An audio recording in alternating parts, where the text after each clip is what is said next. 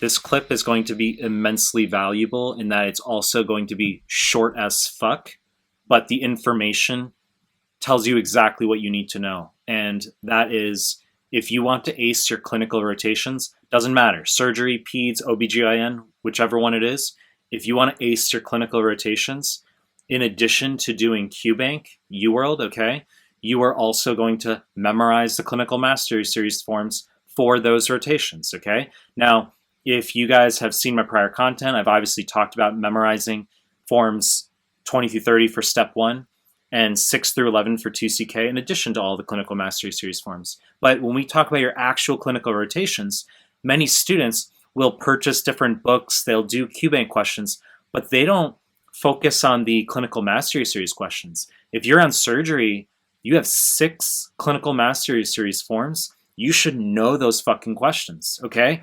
You'll get students who will go into a shelf for EG pediatrics. They've done all the UWorld questions, and then I might send them a few clinical mastery series questions over the Skype from the peds forms. They'll get questions wrong, and I'm like, what the fuck have you been doing in terms of your prep? If you want to ace your clinical rotations, you need to go through the clinical mastery series forms, okay? Those shelf exams, the questions are exactly the same.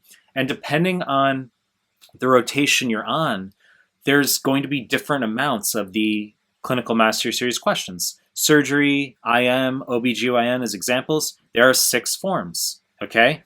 Family medicine, there's only 3 forms. So it's not to say if you were to memorize just 3 forms for FM that you're guaranteed to ace things, but you're going to surely maximize your probability. If you know those questions, then you're just maximally equipped to handle whatever questions show up on your shelf exam, okay? So that's the best advice you can receive as far as how to maximize the probability that you ace your shelves. You're going to go through QBank questions, of course, but do not fucking go into your shelf exams without memorizing the clinical mastery series questions.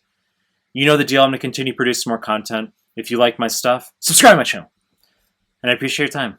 That's it.